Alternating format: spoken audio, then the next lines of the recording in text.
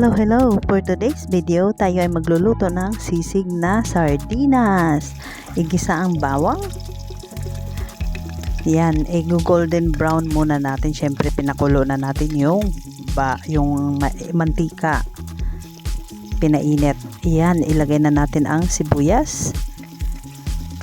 Hantayin natin na maging lighten yung sibuyas natin para maluto na talaga siya. Translucent na. Saka natin ilagay ang sardinas. Syempre tinanggal natin yung sabaw. Dalawang sardinas yung niluto ko dyan.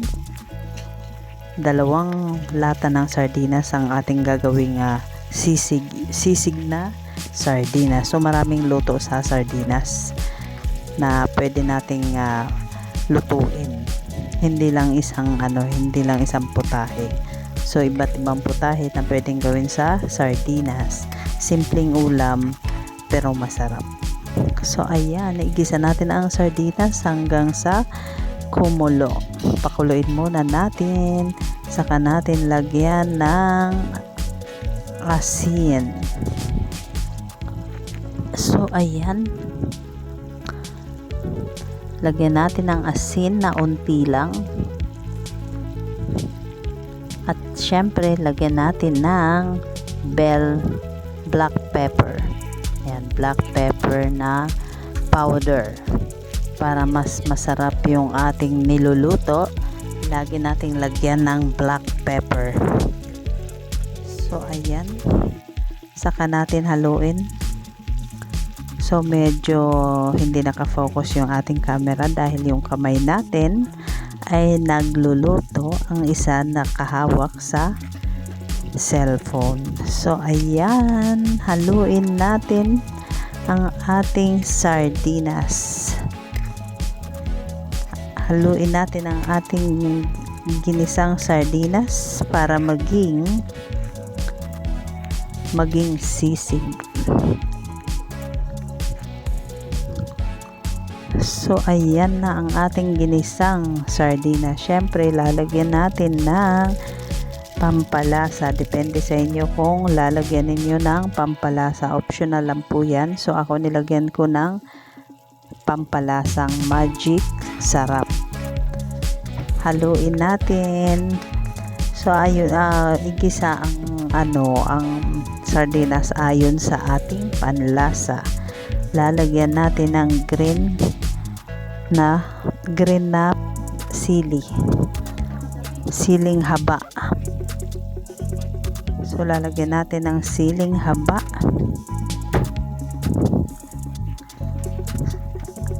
Ayan, paghaluin natin ang ating sisig na sardinas. So ganyan lang kasimple ang paggawa ng sisig na sardinas. Syempre, lalagyan natin ng itlog. Haluan natin ng itlog. 4 na itlog ang ilalagay natin para sa ating sardinas na sisig. Sisig sardines, masarap po ito. So, ayan. Ayan ang ating sisig sardines. Lagyan natin ng 4 na piraso ng itlog. 4 na itlog ang ihalo natin. Syempre, huwag muna nating haluin. Pabayaan muna natin siyang maluto. Na nakaganyan lang. Kumbaga hindi muna mamaya na natin hahaluin. Mamaya na natin hahaluin ang ating itlog para sa ating sisig. Masarap po ito. Try nyo po ito sa inyong mga bahay. Yung simpleng sardinas, makakagawa po tayo ng masarap na recipe. Maraming recipe po tayong magagawa sa simpleng sardinas na ulam. So, ayan, kumukulo-kulo na ang ating sardinas na sisig sardines. Ayan, kumukulo-kulo na. Napansin nyo ba?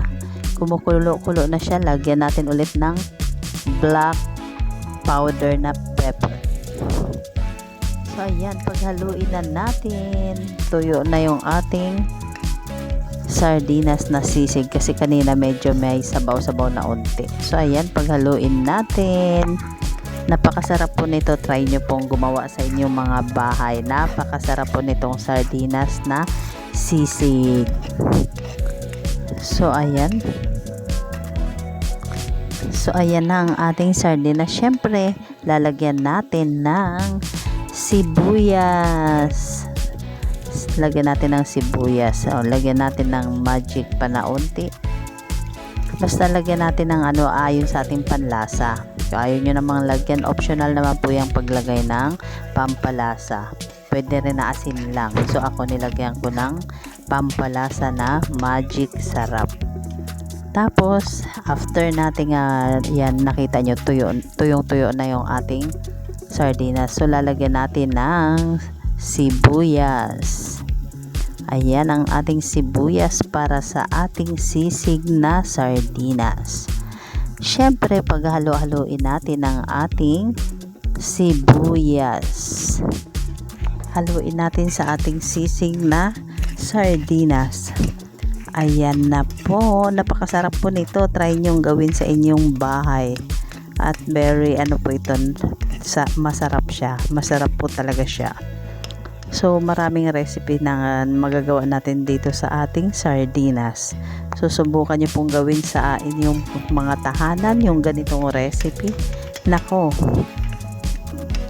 tiyak mapaparami kayo ng kanin. So, ayan, paghalu-haluin hanggang sa ito ay wala nang sabaw. Kumbaga, tuyong-tuyo na. Ayan, tuyong-tuyo na. Pansin nyo, tuyong-tuyo na yung ating sardinas. So, ayan na ang ating finished product. So, ayan ang ating sisig na sardinas. Thank you for watching. 3, 2, 1. Ayo, ako po si Manila Matias. Shout out. Ulit. Mafot Romano Vlogs. Mafot. 3, 2, 1. Mafot Romano Vlogs.